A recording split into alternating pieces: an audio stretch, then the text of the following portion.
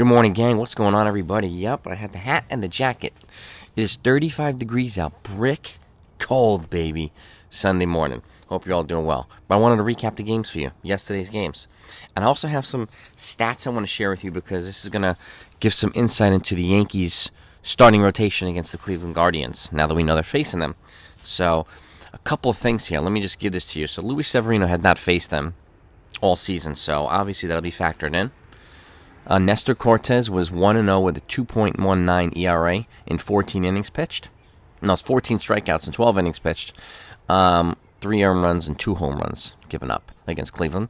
And then Gerrit Cole was 2-0 with a 1.42 ERA and 15 strikeouts in 12 innings pitched with 2 home runs against the Guardians this year. So those are the main stats for the 3 main starters. Okay? I mean, we'll take what we want to, but I think, the best option for me at least would be to, now that we know what they're capable of, is to throw this lineup off balance. So if I'm doing it, I'm going Cole game 1, Nestor 2, and Severino 3. Now, would I be opposed to Severino 1, Nestor 2, Cole 3? No, but I think Nestor should be number 2 here, mainly to keep them off balance. I like the power righty, and then the crafty lefty, and then the power righty kind of order, throw this lineup off. So, and this is a young, dynamic lineup. With speed, with power, they're a pretty disciplined lineup too. They don't strike out very much, but they'll strike out against big arms and stuff like that, which is why I want to throw 2 big arms at them. But also Nestor Cortes, let's just say, Nestor Cortes also does a good job at following a win or a loss with a win. So let's just say the Yankees win, 3-2 the first game. He's the perfect guy to put up in game 2 to maybe take a 2-0 lead.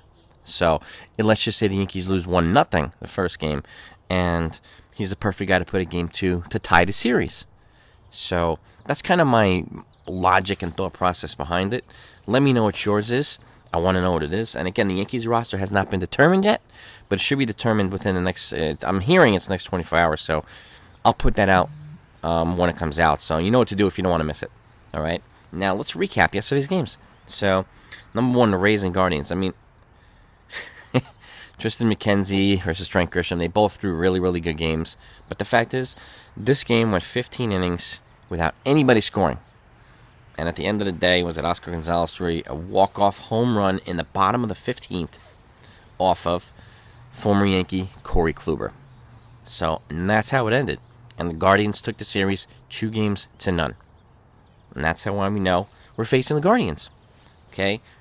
Freaking playoff baseball. It's great, whether it's high scoring or low scoring. It's been really, really great playoff baseball. So, next up is the Mariners and the Blue Jays.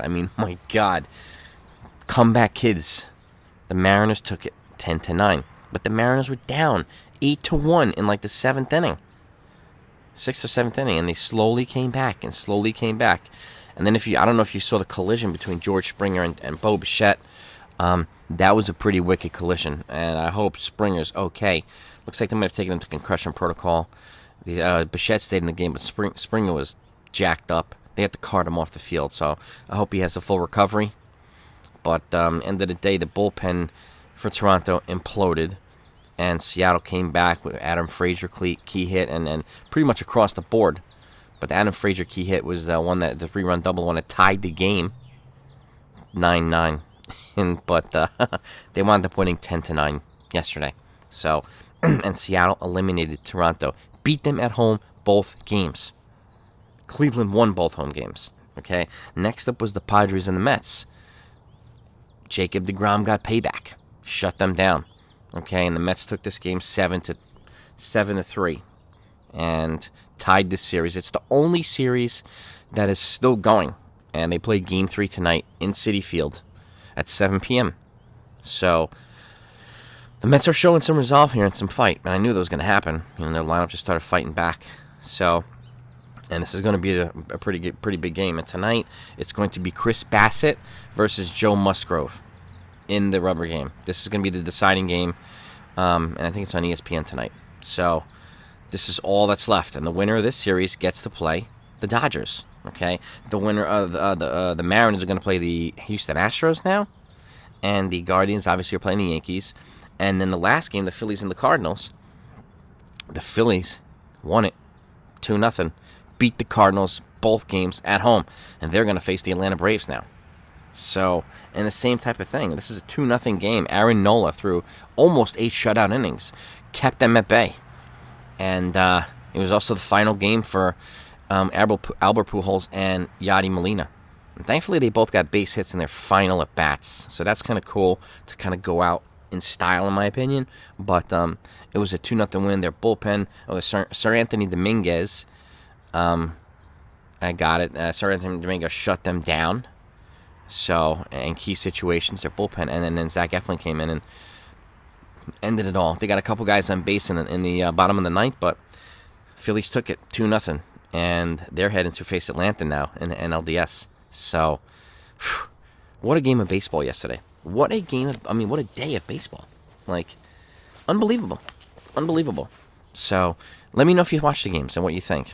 And tonight, Mets, Padres, Game 3.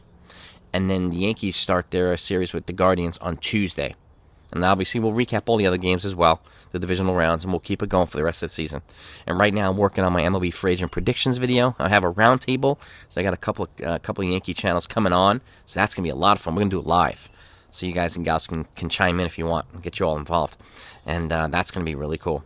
And a bunch of other stuff coming too. It's not going to stop this offseason. It's going to keep it going. So lots and lots and lots and lots of things. So, but have a great day, everybody. Enjoy some football. Enjoy some time with the family and friends. And I'll keep it coming. Talk to you later.